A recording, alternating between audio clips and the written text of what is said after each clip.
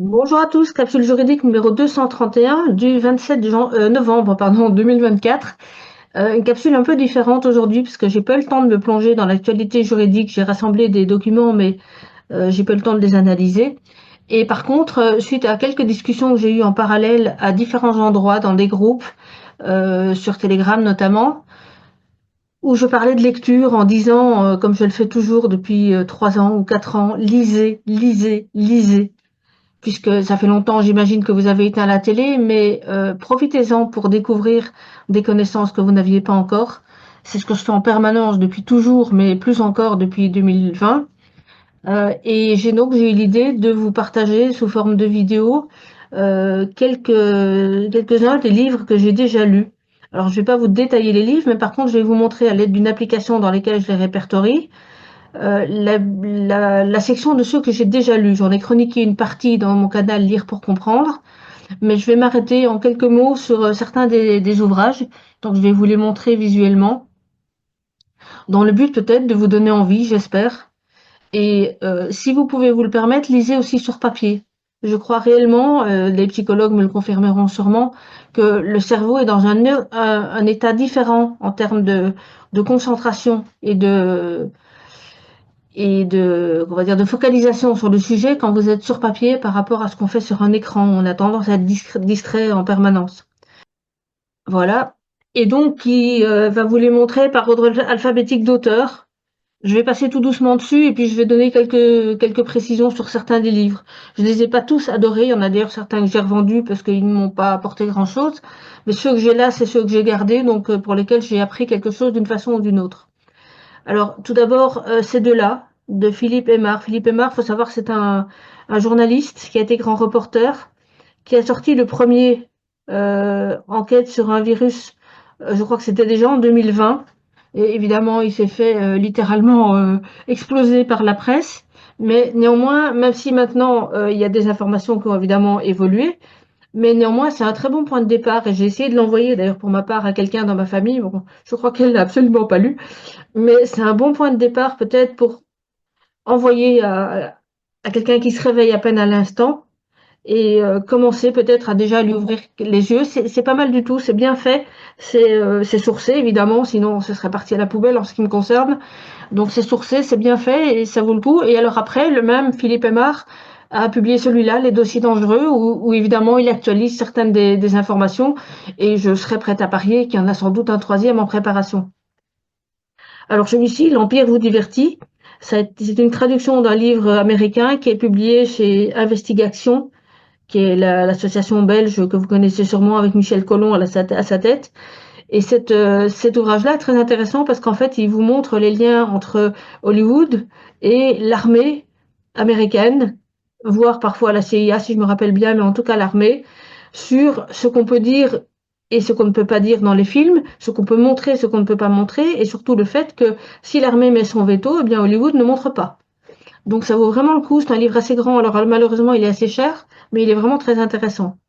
Celui-ci de Michel Hamas, ça je l'ai chroniqué dans mon canal Lire pour comprendre. Il parle essentiellement des placements abusifs et il évoque une série d'affaires. Évidemment, il modifie les noms, mais il évoque une série d'affaires dont il a eu à se charger. C'est juste, enfin, c'est consternant. Il n'y a absolument pas de mots. Je l'ai chroniqué. J'ai aussi publié dans mon canal Lire pour comprendre quelques vidéos de ces interviews. Franchement, lisez-le parce qu'il faut comprendre. Il faut lire ça pour voir ce qui est fait à nos enfants. Alors, je passe ici au manifeste conspirationniste. Ça, c'est un livre que ma mère a lu, oui, oui, je vous assure. C'est elle qui m'en a parlé, mais essentiellement sans doute dans le but de m'expliquer que j'étais complètement frappadingue et qu'il fallait pas que je continue dans cette voie. Alors, le livre est intéressant parce qu'en fait, il contient des arguments qui seraient faciles de démonter. Et voilà, je l'ai lu essentiellement par curiosité. Ça va pas vous apprendre grand-chose, mais c'est amusant. Celui-ci parle essentiellement de l'intelligence artificielle et de l'évolution probable de cette technologie. C'est pas mal du tout. Celui-ci est plus connu. Il vous parle de la fondation Bill et Melinda Gates. C'est un classique. Enfin, il est un classique dans le sens où il est très très souvent cité quand on parle de Bill Gates et franchement, ça vaut le coup de le lire. Alors ensuite, je voudrais m'arrêter un instant sur celui-ci. Pendant ce temps-là, je vous laisse prendre note des autres titres, hein. De toute façon, ils sont tous intéressants, sinon je ne les aurais pas gardés. Celui-ci, d'ailleurs, est en anglais, très intéressant aussi, mais uniquement en anglais. Celui-ci, Propaganda, c'est un livre sur Edward Bernays, qui était donc le célèbre, au départ, publiciste et puis propagandiste qui a permis de faire passer une série d'idées dans la politique américaine. Et puis évidemment aussi dans la publicité. C'est d'ailleurs l'oncle de l'un des créateurs de Netflix. J'y reviendrai. Alors ici, on a les quatre de Stanislas Berton, que vraiment je vous encourage à lire. C'est essentiellement des essais, donc c'est des compilations d'essais. Certains ont été publiés sur son site internet, mais pas tous. Et c'est vraiment intéressant. Vous pouvez les prendre dans l'ordre que vous voulez. Et si vous voulez vraiment commencer par celui qui est à mon avis le plus intéressant, commencez par le 3 et puis le 4. Et puis ben, le 1 et 2 après coup. Alors ici, La pelote de laine, je commence par celui-là. C'est un livre qui a été écrit par Mathieu Biasotto, qui est entièrement sourcé. Il a plus d'une centaine ou 200 sources, je ne sais plus, dans des références qui sont accessibles sur son site à partir d'un QR code qui est dans le bouquin. Le bouquin, de nouveau, est très très bien pour donner à quelqu'un qui ouvre les yeux maintenant. Parce que là, alors c'est un romancier, hein, Mathieu Biasotto au départ, qui écrivait essentiellement des thrillers. C'est comme ça d'ailleurs que je l'ai découvert et je le connais personnellement. Et en fait, là, il a fait un bouquin où en gros, il prend littéralement le lecteur par la main, c'est d'ailleurs comme ce qu'il met dans sa quatrième de couverture, et il l'amène sujet par sujet, en partant du plus simple jusqu'au plus délicat, avec des tas de sources, à ouvrir les yeux sur certaines choses. C'est vraiment très bien fait et enfin, je vous encourage à le faire lire. Vous n'allez peut-être pas apprendre grand-chose si vous m'écoutez, mais néanmoins, c'est une façon très intéressante d'ordonner les explications quand vous les présentez à quelqu'un d'autre. Donc franchement, n'hésitez pas parce que c'est très bien. Et après, il a fait un deuxième tome, La pelote bleue, où là, il va plutôt s'orienter vers des solutions. Donc ça peut être aussi évidemment une lecture super intéressante. Il y a pas mal de choses intéressantes à voir aussi, mais disons que pour ouvrir les yeux de quelqu'un, mieux vaut commencer par la pelote de laine, donc la couverture rouge. Alors ici, Ariane Bierrand, l'international nazi, c'est évidemment quelque chose à lire absolument. C'est pas un gros ouvrage, c'est quelque chose d'assez petit, de mémoire, il fait une centaine de pages, et vraiment très intéressant pour montrer en quoi les nazis n'ont pas perdu la guerre de la Deuxième Guerre mondiale, absolument pas, et c'est vraiment très bien. Ici, le livre d'Aimé Bill, qui était le gendarme qui avait été écarté de l'enquête du trou parce qu'il travaillait trop bien. Il parle beaucoup, il s'exprime beaucoup depuis quelques mois, depuis la sortie de ce bouquin. Franchement, lisez le bouquin. Alors, il est parfois un peu dur dans le sens où il faut avoir bien les noms en tête des différents intervenants, police judiciaire, etc., juge d'instruction, procureur, dans l'affaire du trou. Mais même si vous ne les avez pas en tête, franchement, lisez-le parce que vous allez voir l'étendue de ce qui a été fait pour le mettre au placard et pour l'empêcher de travailler, lui et son collègue Patrick Debatz. Ça vaut vraiment le coup d'être lu.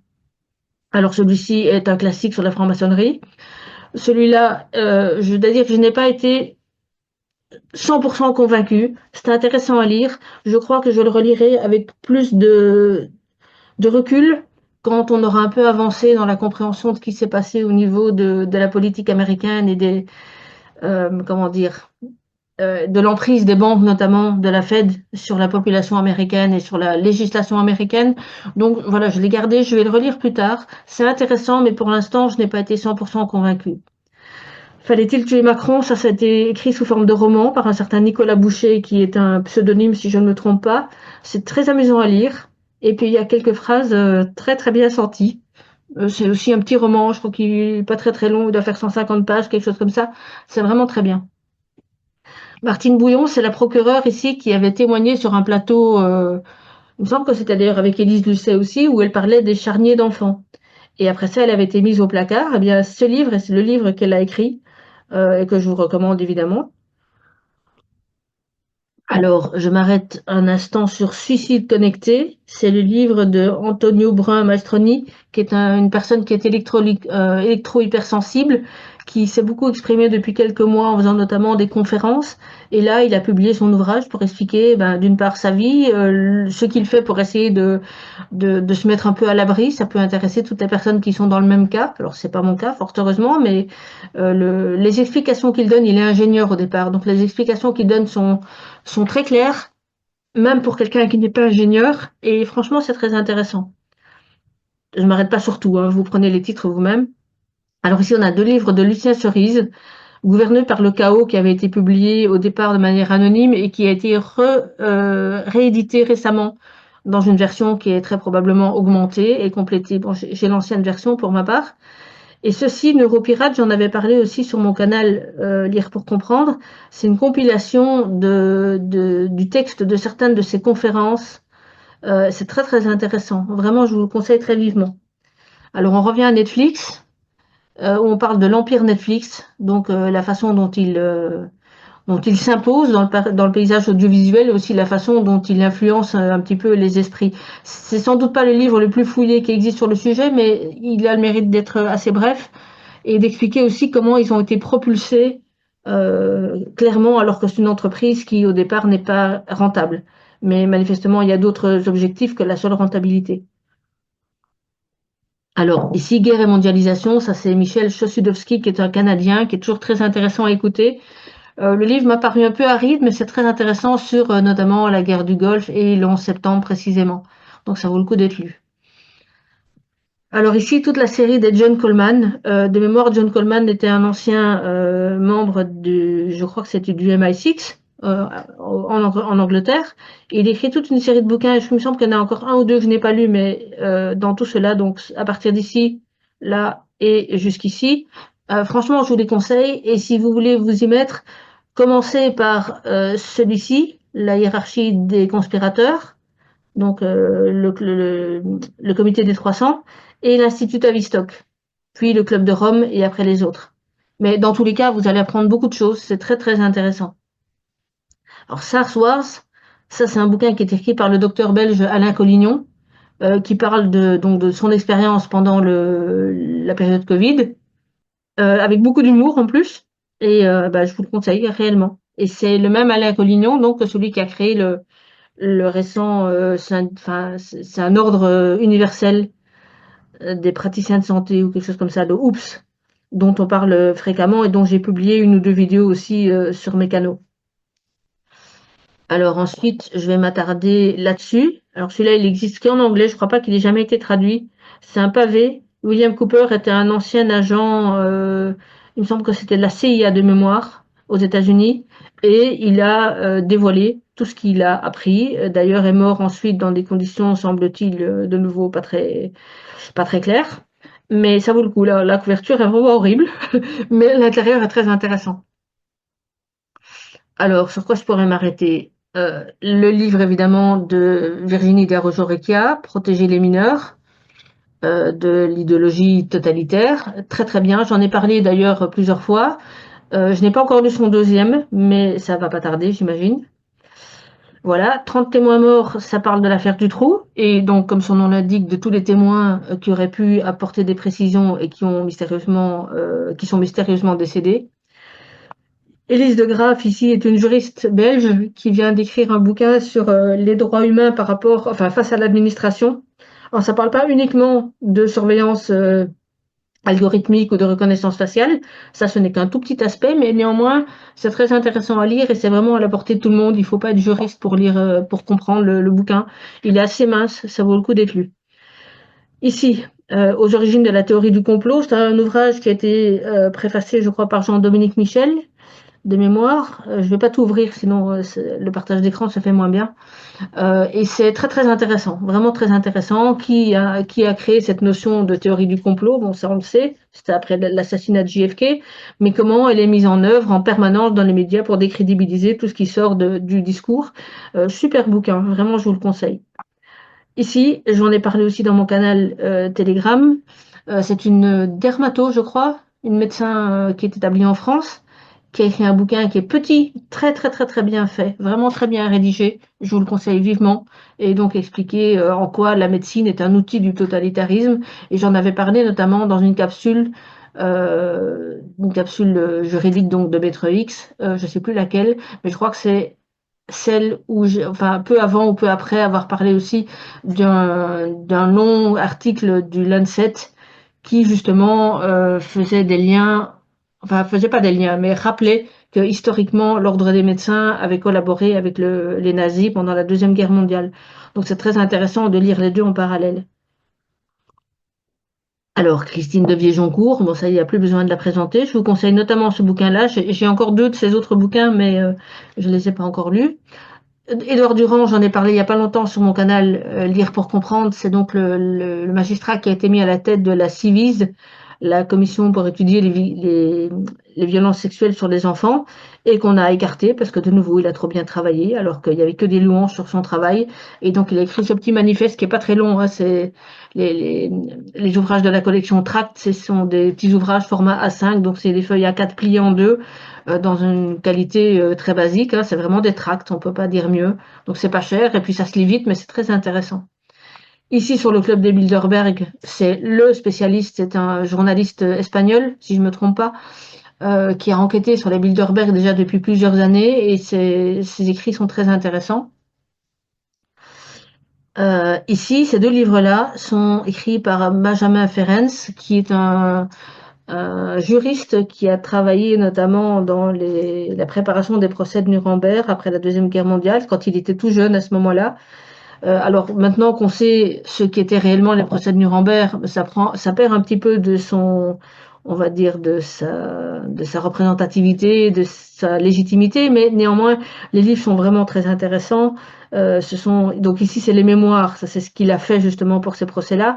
Et ça, c'est plutôt un livre, je ne vais pas dire philosophique, parce que ça rejoint parfaitement ce qu'on vit maintenant, mais c'est plutôt des entretiens avec lui où en gros, il explique sa philosophie de vie et réellement dans ce qu'on traverse depuis 4 ans, ça vaut le coup. Alors sauf erreur, Benjamin Ferencz est décédé il y a 1 an ou deux, mais très intéressant à lire. Ici, le bouquin de Chantal Frey, qui était l'une des survivantes que l'on voit dans le film Les Survivantes hein, de Pierre Barnérias, et son bouquin est très intéressant, je vous le conseille aussi. Dans le même ordre d'idées, celui de Claire Gabriel. Le parcours de Claire Gabriel est très différent, mais ça reste intéressant à lire. Ici, je vais m'arrêter 2 secondes sur celui-ci, Michel Geoffroy, la superclasse mondiale contre les peuples, c'est en gros le deep state expliqué sous l'angle financier, essentiellement. Ça vaut le coup. Ici, Peter Gutsch, Remède mortel et crime organisé. Là, c'est vraiment un bouquin que vous devez lire. Alors, c'est un pavé. Vous le trouverez sans problème d'occasion ou pas d'occasion. Il y en a beaucoup qui circulent. Vraiment, lisez-le. Vous n'allez plus jamais regarder la moindre aspirine de la même manière. Sérieusement, c'est vraiment. Si vous devez commencer par un livre en matière de corruption des entreprises pharmaceutiques, commencez par celui-là. Il est excellent. Ensuite, on a toute une série ici de Alexis Haupt, qui fait de la philosophie vraiment, vraiment compréhensible par tout le monde. Ce sont souvent des petits livres, en ça il a parfaitement raison, parce que ça se lit super vite, c'est en général une centaine de pages. Je crois que mon préféré a été celui-ci, Complosophisme, et celui-là, Médiaverse et Médiathéisme. Mais ils sont tous vraiment super intéressants. Je vous laisse regarder. La guerre des virus, c'est pas mal. Ça parle de l'épidémie dite, enfin, entre guillemets, de HIV, entre autres. Pareil, c'est aussi un classique. Plus récemment, Claude Janvier, l'État profond français et les démasqués. De nouveau, l'angle État profond, mais dans la politique française. J'ai appris pas mal de choses, certaines dont je me doutais, d'autres un peu moins. Après, on a toutes les séries de Patrick Joland, là, à partir de là et jusqu'ici. Bon, il en a fait toute une ribambelle. Intéressant pour les sources qu'il cite.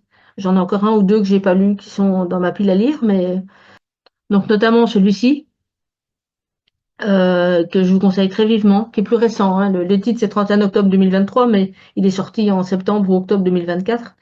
Et c'est très intéressant, vraiment je vous le conseille. Donc, alors les problèmes des couvertures de Patrick Joland, c'est qu'elles changent très souvent au fur et à mesure qu'on le censure sur Amazon, ou au fur et à mesure de je ne sais pas quoi d'autre. Donc voilà, et ça c'est lui aussi, en fait, c'était son pseudo, mais c'est lui aussi. Voilà, celui sur Notre-Dame est bien fait également. Enfin, lisez-les, vous verrez bien. C'est un style particulier, mais de toute façon, il y a toujours des informations intéressantes à récupérer. Alors, le livre noir, Secret Défense, le livre noir, c'est pas mal du tout. Alors, ça concerne pas directement les événements qu'on vit depuis 2020, mais ça parle de plusieurs affaires judiciaires ou de corruption, ou les deux, dans lesquelles on a invoqué le secret défense pour clôturer complètement un dossier. Et il y en a une ou deux que je connaissais, mais toutes les autres affaires évoquées, j'ai beaucoup appris. C'est vraiment très très bien. Alors ici, je l'ai lu, je l'ai gardé. Moi, j'ai pas du tout été convaincue. C'est donc l'histoire d'un homme qui se prétend être le vrai JFK Junior. Bah, personnellement, je vous avoue que j'ai pas du tout été convaincue. Mais bon, je n'ai rien contre l'idée d'être un jour surprise. Pourquoi pas? Donc pour l'instant, j'ai gardé son bouquin. Il n'existe qu'en anglais, à ma connaissance. Ce bouquin-là, je l'avais acheté en anglais, je l'ai lu en anglais, et puis dans l'espoir de le faire lire autour de moi, je l'ai acheté aussi en français. Bon, pour l'instant, c'est raté, mais ça viendra peut-être. Donc le bouquin de RFK sur Bill Gates, pardon, oui, Fauci, Bill Gates et compagnie. Vraiment, c'est un pavé, mais il faut absolument le lire. Et je suis en train de lire son deuxième, là, celui qui a la couverture rouge sur Wuhan et compagnie. Mais vraiment, commencer par celui-là, enfin ça c'est vraiment un à lire.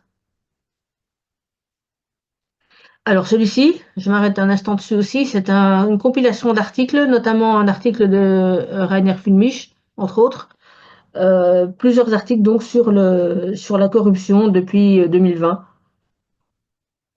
Très intéressant, c'est aussi un pavé, mais très intéressant. Celui-ci a été publié par la Quadrature du Net.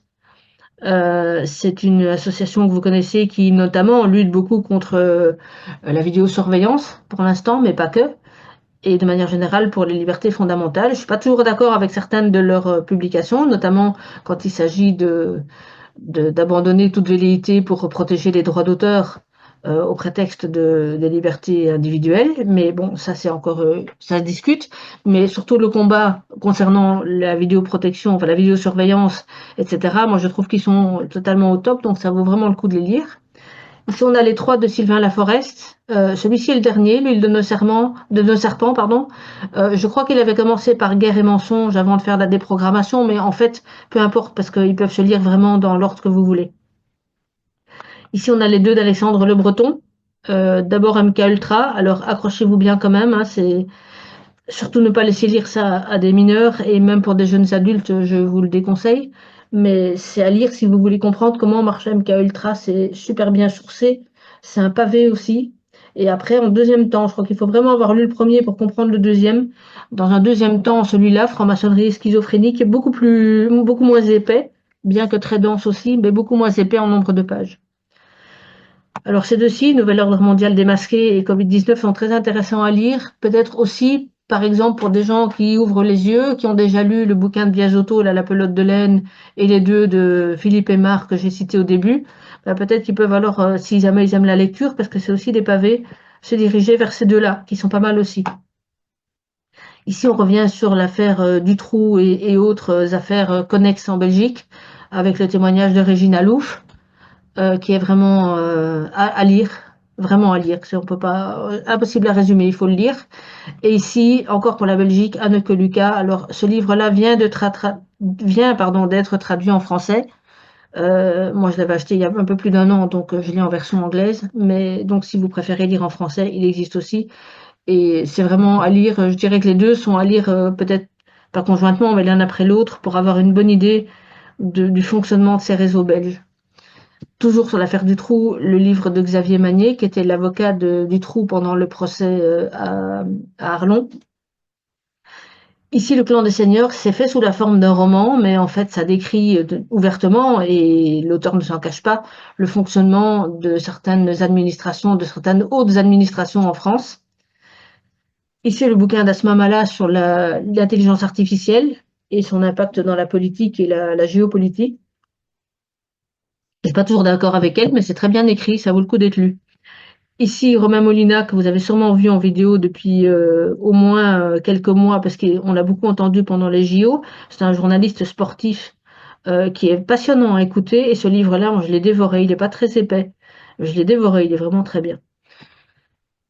Serge Monast, qui était un journaliste canadien, qui est aussi encore un décédé dans des conditions bizarres, qui a écrit toute une série de petits bouquins qui ont été rassemblés dans une intégrale. Et donc ça, c'est l'intégrale qui est pareil aussi assez épaisse, qui est consternant. Moi, j'ai lu ça, enfin, heureusement que j'étais assise, même couchée parfois. C'est vraiment consternant. Tout est sourcé aussi. Vraiment très, très, très, très intéressant, mais vous n'allez pas en sortir indemne. C'est un peu l'équivalent pour le nouvel ordre mondial du bouquin de Gotch pour Big Pharma, là, ce dont je vous parlais à l'instant. Hervé Moreau. Alors, ce bouquin-là vient d'être réédité chez un éditeur. Là, c'est de l'auto-édition. Apparemment, on vient d'être aussi augmenté. Moi, j'ai la première version. Très intéressante aussi. Comment fonctionne la gendarmerie de l'intérieur. Franchement, c'est à lire. Il en a écrit un deuxième que j'ai dans ma pile à lire, mais que j'ai pas encore lu.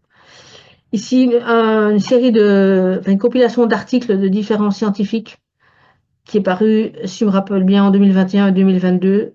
Celui-ci est assez épais, le deuxième un peu moins. Alors, ça vaut le coup d'être lu, mais peut-être que les connaissances ne seront pas tout à fait à jour par rapport à ce qu'on sait maintenant.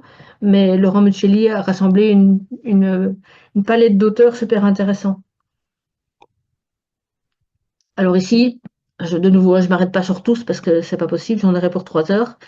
Ici, les deux bouquins de Katie O'Brien, qui est une rescapée aussi du MK Ultra aux États-Unis.